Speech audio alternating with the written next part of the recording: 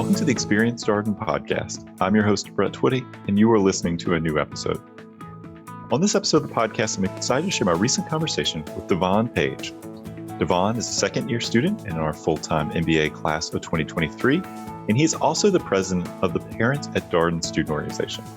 Devon and I recently connected via Zoom to talk more about his background, what led him to Darden, his first-year experience, his summer internship, the Parents at Darden student organization, and Devon's advice for students with families considering an MBA. I think you're really going to enjoy this conversation. So without further ado, here's my interview with Devon Page. Devon, welcome to the podcast. Hey, how are you doing? Well, it's great to have you here. How's everything going? Going well. Just getting out of classes and enjoying second year. Yeah, people do say things feel a little bit more settled in the second year. You've been through the business school routine. You got a year behind you. You come off that summer internship. Mm-hmm. How are you feeling generally? Feeling pretty good? Yeah. And it's great to know where the cafeteria is and different things like that. So yeah, no, it's good. You get into this routine and yeah, so overall feeling good. Yeah. Yeah. It's the little things, knowing how to find your way to the cafe, for example. Yeah, exactly. And knowing that that's the name of it, Abbott Auditorium, the small things. There you go. That's right. I always feel for folks in the first few days of the school year, there's a lot of groups of students kind of wandering around looking for, are we close to this room? Are we on the right path? Yeah. I always enjoy that, though, because I think it's a good way to meet people, actually. If you're lost, well, there are probably a few other people like that. It's a bonding experience. Yeah, completely agree. Well, tell us a little bit more about you and your background. What did you do before coming to Darden? Yeah, so I was, right before Darden, I was at IBM. I was a financial analyst for them. I lived in this super small, kind of small town, Rochester, Minnesota. So everyone thinks Rochester, New York. It's not Rochester, New York, for sure. And then before that, I got my bachelor's in econ at BYU, Brigham Young University. Yeah, and I have a wife and 3 boys. So yeah. Where's home for you originally? Yeah, so home for me is Minneapolis, Minnesota, and then my wife is from Tennessee, and so she was not exactly thrilled about living in Minnesota, given the weather, what she's used to versus what we experienced there. But yeah. What about Prince? There's a lot of, I like to tell people Minnesota's a hidden gem. There's a lot of great things that come out of Minnesota. A lot of really good food. It has the best state fair, in my opinion, my very biased opinion, but it's a great place. All right. We're at the Minnesota State Fair. It's the two of us. We're walking around. What's the one thing that we have to do? Oh, can you only do one thing at the state fair?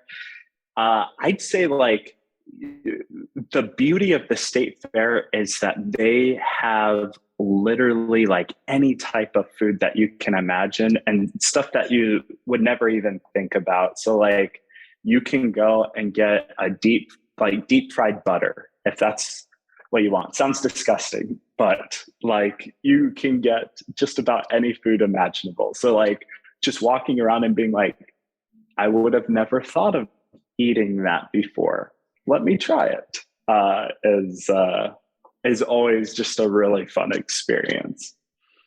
I think I'm too old for deep fried butter at this point, but it's good to know that it's out there. If if I want it, Yes. if I need it, if I want to try it, I can Yes. go to the Minnesota State Fair. And so many great bands Exactly. through history from Minnesota. Prince Oh is yeah. obviously the most notable, but there are a lot. I Yeah. mean, it's incredible. Minneapolis alone. Yes. So Yes. Yeah. all right, I'm a Minnesota fan. I'm sold. So how did you get from Rochester, Minnesota, um, to Darden? How did you ultimately decide an MBA is the right step for me? And oh, by the way, I want to come to Mhm. Charlottesville. Yeah. So the MBA was something that's like it kind of been on my radar for a while. I had a mentor growing up who was just like extremely influential in my life, and he ended up.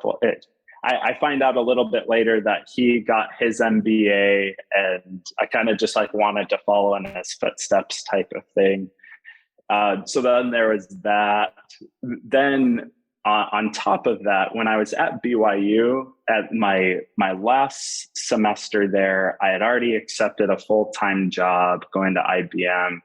I found out about the Management Consulting Club, and I was like, "Oh, like what? Like people pay people to just like think about their problems, like that sounds really interesting and unique and cool." And obviously there's more to it than that, but like um so that sparked an idea of like, okay, maybe consulting would be a path for me moving forward.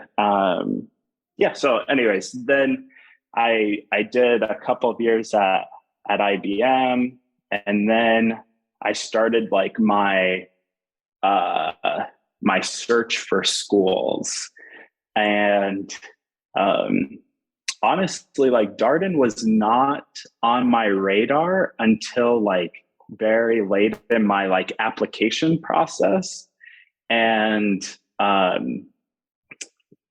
for those who aren't familiar, I ended up going through and applying through Consortium, which is an incredible program that helps different minorities and those who are interested in supporting minority groups as well. And so the deadline to submit that application and all of the applications was October 15th. And the reason I know that is because my wife was pregnant with my youngest child, and she was almost due. And I was like, okay, like if you can just wait until after October 15th, then like, you can have the baby anytime after that. And of course she ends up having she goes into labor on October 15th. So I'm over there, like literally like, all right, you're not quite in labor yet. Okay. Like I'll just see how many applications I get done. And I got to Darden and done and a couple of others. And then I was like, okay, like this seems good. And I submitted it. And then my wife had my youngest kid. And so it was very fortunate timing for sure. Yeah. What a day. You submit a few business school applications and you have a new addition to your family. I can't say that we've interviewed too many people on the podcast, Devon, that have had that confluence of events all on one day. Yeah. It was crazy. Yeah. So I had done a little bit of research and like Darden came up. We were trying to find places that were not like in the deep city. We wanted a lifestyle a little bit different, especially since we had 3 kids, and so learning about Charlottesville and Darden was huge in that sense.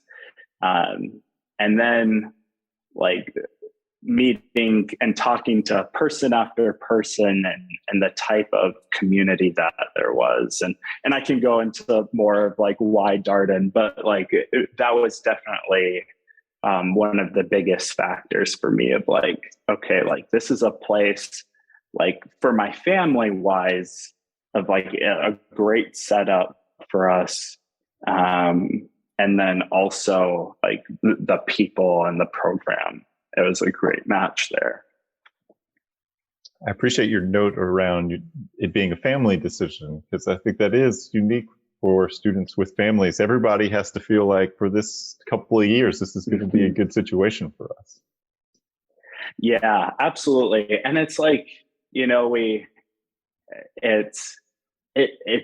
it's one of those things that's really hard to quantify of like, okay, how much is the family taking on with this decision? It's not just the student themselves going through it. There's so many different factors where like, especially during the pandemic, like I was working from home quite a bit. And so like, my wife just getting used to like, hey, like, do you have 5 minutes to like watch the kids for something? And just like that type of environment going away. Thankfully, like the pandemic has gotten better in that sense. And so things have become more in person. And so, yeah, just like being in person for things has been unique for sure. So you come to Darden and you're a first year student here. What was that adjustment process like? Yeah, great question. So it was, I had heard that like Darden is rigorous and all of these things. And it was interesting because like when I'm getting that information, I'm thinking, oh, but like I've been like, I've taken hard classes before and that type of thing. But what I wasn't used to or what I didn't fully get was that Darden is difficult also on like the pace and the pace that you're going through. And so it was definitely a shock at first of like, oh wow, like there's a lot I have to do and I have to do it quickly and getting up to speed and in that sense. But something that made a huge difference for me was just having a community and being in a community where, it's okay to mess up. It's okay to say the wrong thing in class, even, as you're having these discussions. So those types of things really helped with the adjustments. But it was like drinking from a fire hose, feeling like I'm running from one thing to the next at first, for sure. I appreciate your point about the pace. I think that is always an adjustment for folks. I mean, you're typically doing, one case per class. So you have about 4 classes per day or something like that. I mean, from 8 to about 1 Monday through Thursday. Is that the schedule generally? Do I have that about right? Yeah. So Monday through Thursday, 8 to 1, you're in class. And then, you're doing about 3 classes a day. And then, and then on top of that, it's like afterwards you have to prepare for the next day. And so that takes a couple of hours depending on how many cases you're doing. And then you go and you meet in your learning team, which is another couple of hours. And so you're like, okay, going from one thing to the next, that pace can be a real shock for sure. So what was the adjustment like for your family as you were becoming sort of a new business school student, getting used to Darden class? Your family's going through this with you. What was that process like for your family? Yeah. So it was at first one of those decisions of like, well, I should back up. At first, where we kind of just like got hit by the bus, of like, whoa, this is a lot faster than I expected and like takes up a lot more of my day than I expected. And so we had to like take a step back and be like, okay, now that we understand more of like the routine and the rhythm, how do I still make time for my family? And so, we talked about like, what are the important times that, like, if I can make it happen, that I'm at home and I'm with my family, and what are the times that are most beneficial for my wife? And then also, what are the times that like being there for my children matters the most, and all that stuff for our family. And so, we talked it out, and there was really that like bedtime story hour from like 6 to 7 where, we're finishing up eating. And if I could get to dinner, even better, but, figuring out that portion of it, and then going from there, going back to school to go back to learning team. So it was like, okay, we need to figure out like what's important, and then also leveraging the learning team and saying like, hey, like this is a priority for me and my family. Like working out scheduling constraints and different things to make sure that I'm still able to have that time with my family was really, really important for us. Were you able to strike that balance? It sounds like, that's all important stuff that you're talking about. All these things are important. Yeah. I had a learning team that was very good about like meeting later, which like, obviously has its pros and its cons. It means, if we're meeting at 7:15, 7:30 and we're spending 2 hours, that means I'm not getting home until like, 9:30.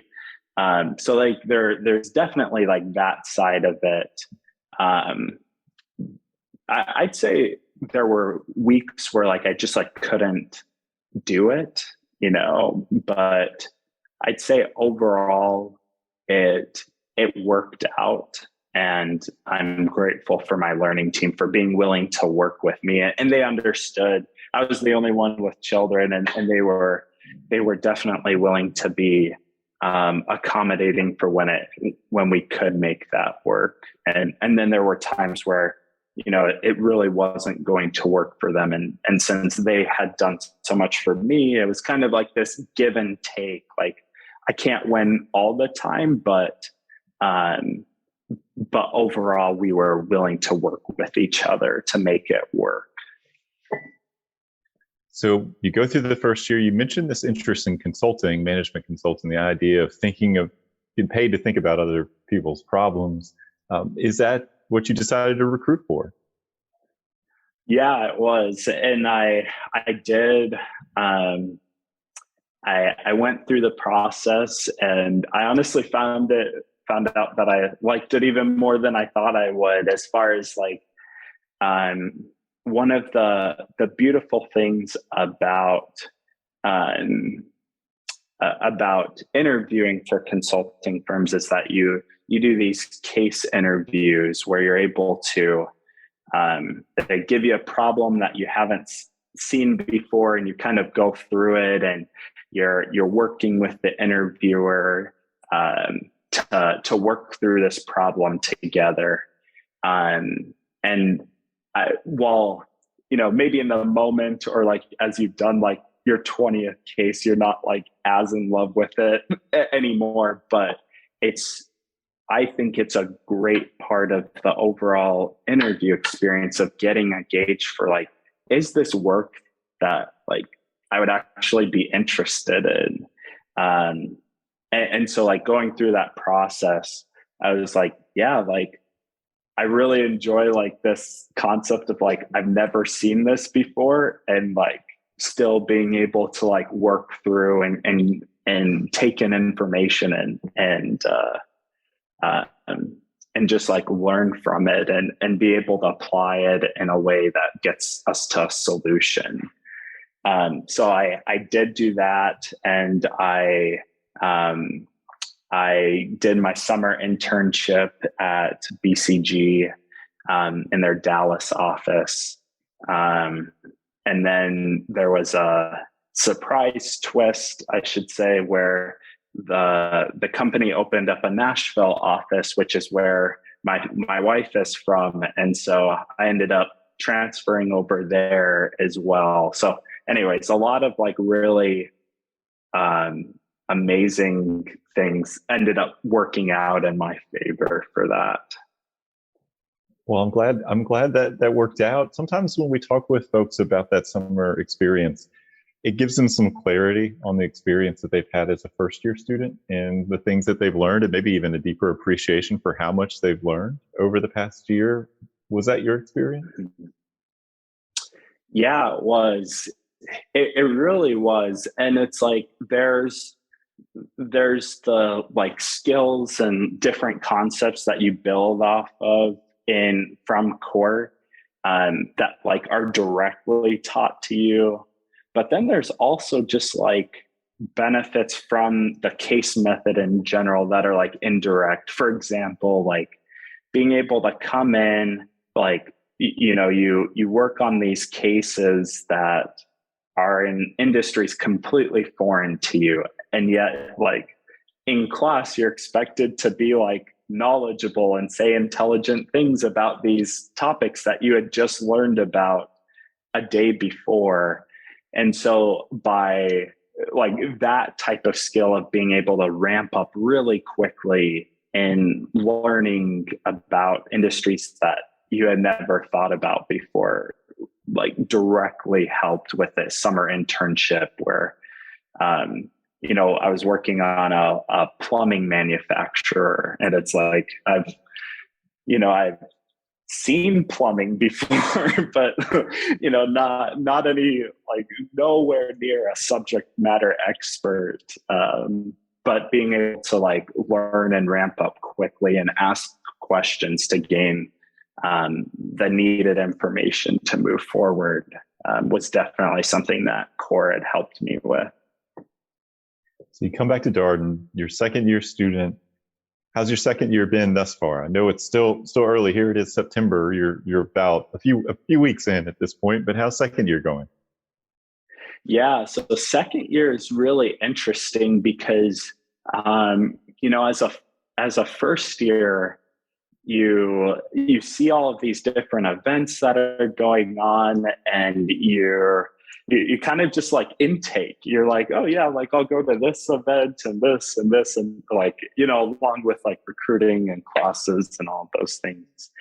And I like didn't fully realize just how much work goes into each one of those events until you come in or even those clubs and the logistical things that they're doing to help support you in the background.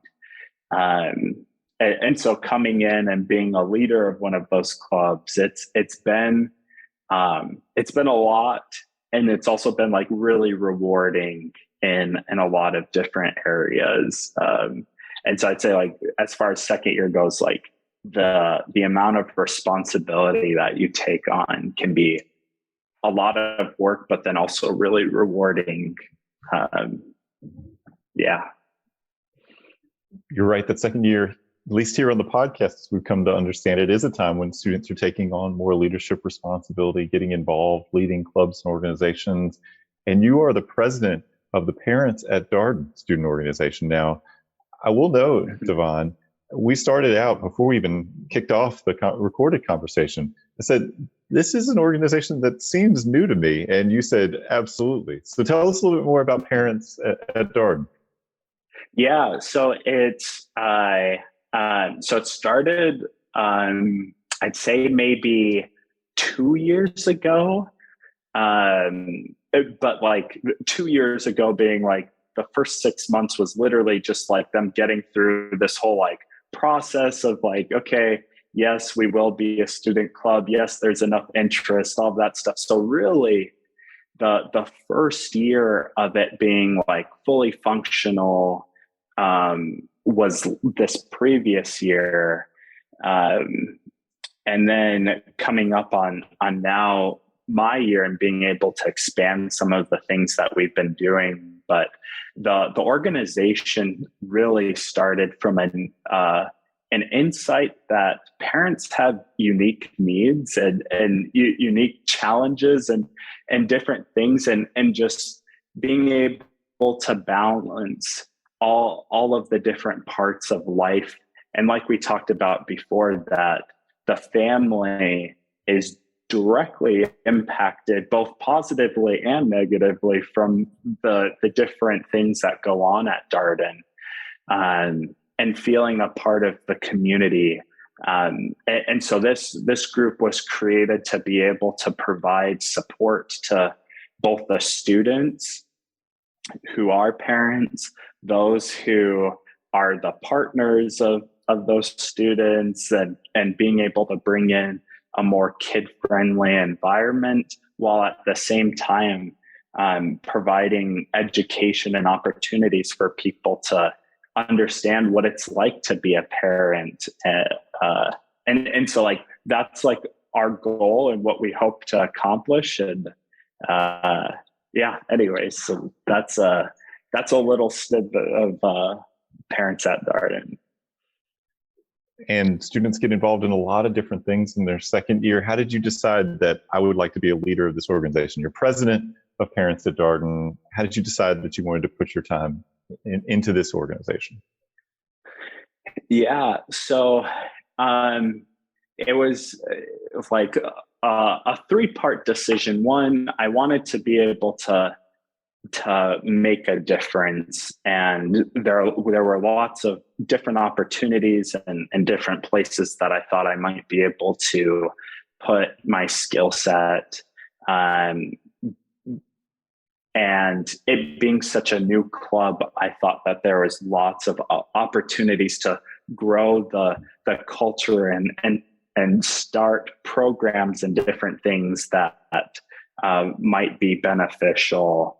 And like, even like starting up a group chat with all of the parents, different initiatives that would help bring the community together, who are parents, and that you could rely on each other.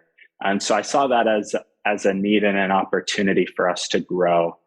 The other aspect is just being a parent has been one of the most rewarding parts of, my personal being. And I wanted to be able to, one, give back to the students who came before me, who helped make Darden an inclusive environment, and integrate my family more into the Darden community, but then also provide just more opportunities for growth and making it a fun and a place where the whole family feels like a community. You mentioned you have 3 kids. What are their ages? Yeah. So 5, 3, and 1. They're all boys. Often, we'll have cold call, which is, after Thursday. We're all getting together as the Darden community, and there are, different things. And there's the big courtyard that we meet in, and you'll see my kids just like running around back and forth. And I'm extremely grateful for a lot of the Darden community that has made a real effort in making my family feel welcome. And in particular, there's one student who will always run with my kids. Like, my kids love to race. And so they will go up to him and they'll be like, hey, let's race. And he's always just willing to run and constantly running back and forth with them. And I'm like, whew, thankfully someone else, that's not me, but the joy that it brings them, and the excitement that they have when they come to cold call, and they're looking for, their friend to run with, is it's just been really rewarding in that sense. Now, the 1-year-old may not understand exactly what you're doing, but the 3-year-old, the 5-year-old, do they understand that you're in school right now? Any idea of what an MBA might be? I mean, is that a little too far advanced at this point? Great question. I'd say like my 5-year-old did preschool as well. So like he's starting, like he understands now, like, oh, like you go to school and like there's a teacher and there's a classroom. And so like we did, back in core when, we're in like one classroom for like 5 hours, so like I was able to take them and be like, this is where I am in my classroom, for almost all the day when you don't see me, like, just like you have a classroom that you go to. So like my 5-year-old has gotten a lot of experience with that. And like my 3-year-old's just kind of like, oh, dad's going to school, but like no real concept of like, he just knows that I'm gone and then I come back and that there are people there that he's met. So, yeah.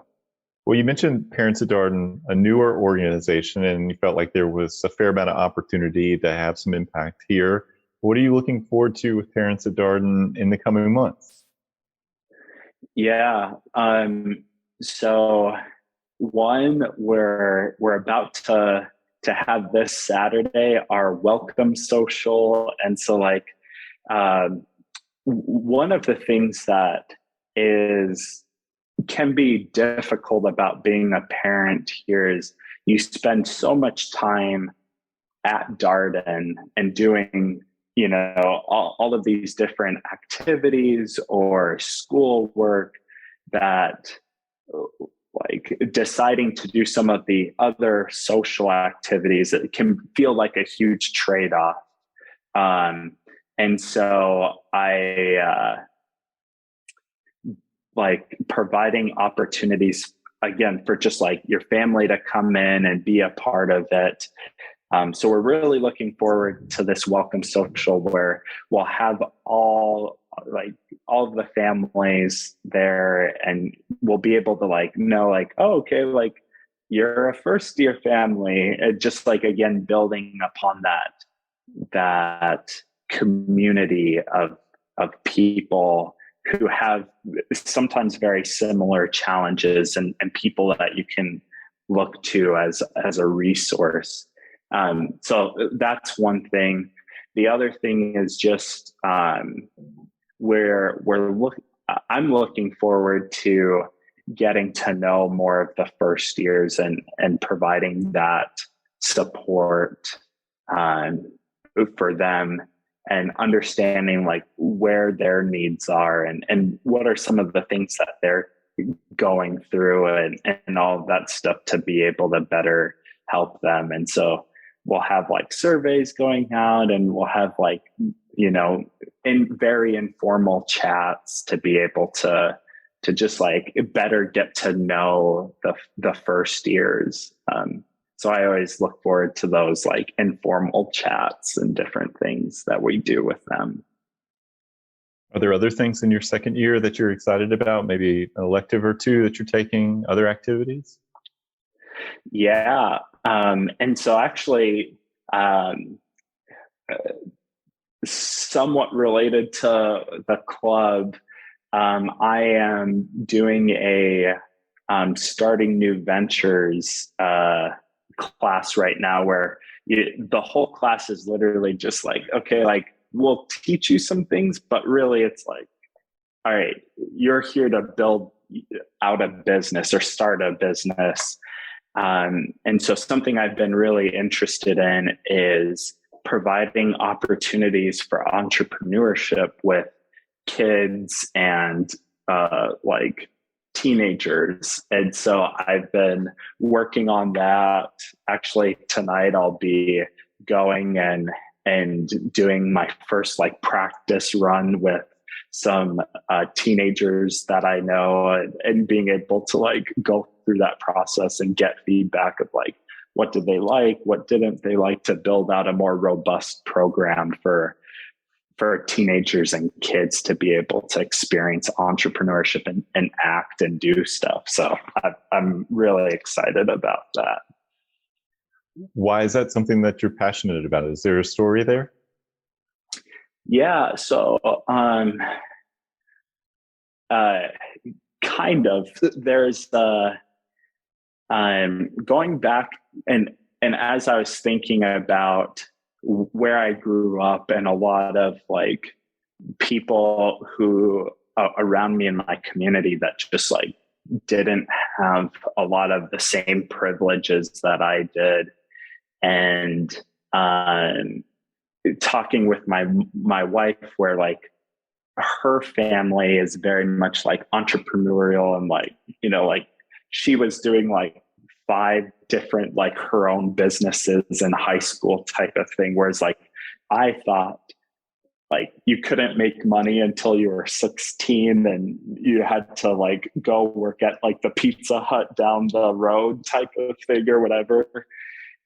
And so like seeing and hearing about her experience and seeing how much it enabled her to feel like she had control over her future, and contrasting that to some of the people that I grew up with and thinking about the opportunities that could provide them, was a huge motivation for me to pursue that. Well, you'll have to come back and tell us how that goes. I mean, that sounds like a really, really cool idea. And it's interesting. Students have the opportunity to teach folks about entrepreneurship in a lot of different ways. You may have some classmates or know some folks who've done the Darden prison program, where they go and work with folks at a nearby prison on developing some of those entrepreneurial skills. Because to your point, it creates options for folks, right? You can start your own venture. You can do your own thing. Yeah, and just like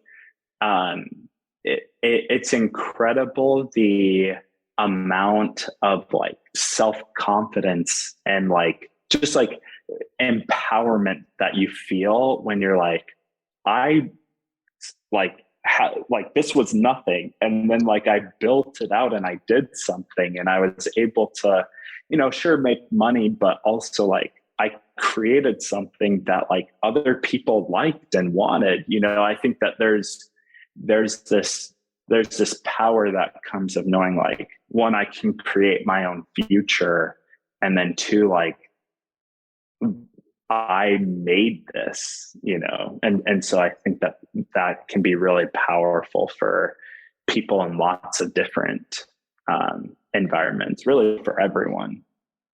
That's such a great point, Devon. That the idea that you've created this thing that didn't really exist before, and people like it, and you hear that sort of feedback and that validation. That is a very, very powerful thing. So we normally ask the same last question of our guest here, but I'm asking like a little bit of a riff on this question. So what's a piece of advice you would share with a prospective student who has a family and is looking at Darden and thinking about this school? What would you want that person to know? What would you want them to think about? Yeah, great question. But the first thing, and we've alluded to it quite a bit, is that this decision really has to be, you know, a whole family decision, and thinking about not only like what different programs you're interested in, or like what, you know, like unique niche thing that one school might have versus another or whatever, but like really like considering all of the different like perspectives of what would life be like for your whole family, it is going to be extremely important in that decision making. And so finding a place that like works well with your family is going to be like one of the most important things. Going back to like my wife not liking cold, or like Minnesota, like she loved the idea of being in Virginia and like the fact that it's like really warm, So I think like there are those like intangible assets or those intangible effects that are really important. And then the last thing is that which is a little bit off of what I just said, but is that you can't optimize your life. And there's just like some things where it's important to just like go with your gut feeling about certain things. And like any decision you make is a good decision, right? Like you're not choosing any bad choice. Like they're all great choices. And so like giving yourself a break and being like, okay, like it's all good is really important for relieving stress of the decision making. That's such a great point, because when we talk with prospective students, certainly by the point that they've gotten admitted to, say, Darden, and they may have some other options, I'm not sure that there's a bad decision. You have great schools. No, never. Yeah, you're going to have an opportunity to go to a great MBA program. You're really just trying to make the best choice for you, and that's subjective, and you can only get so far in that research. You're probably never going to have every question answered, but you're going to have like a preponderance of the questions answered, and you're going to feel like, yeah, I think this is the right place for me.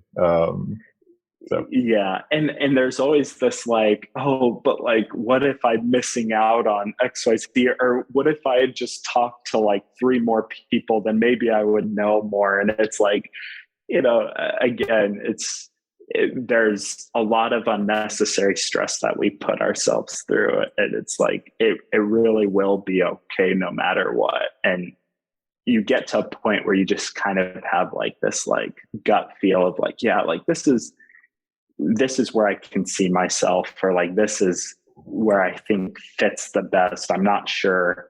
Charlottesville was actually the only school that I hadn't visited in person because the pandemic hit right before I could visit. And so it was like, there was so many unknowns, but at the same time, I just felt like this was the best place for me, and that I was going to have a community that like supported me, which was really important. And so like there were lots of unknowns, lots of question marks, but at some point you just have to move forward and be like, okay, like this is it.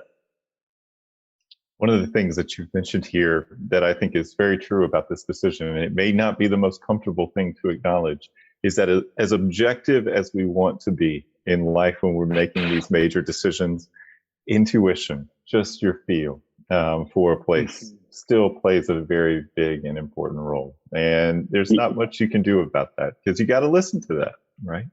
Yeah. Yep. 100%. 100%. Well, Devon, it's been such a pleasure catching up with you here. Thanks for filling us in on the Parents at Darden Student Organization. Best of luck with the year ahead. And thanks for sharing all your insights with our listeners. Yeah, no, thank you for having us. And that was my interview with Devon Page, a second-year student in our Full-Time MBA Class of 2023.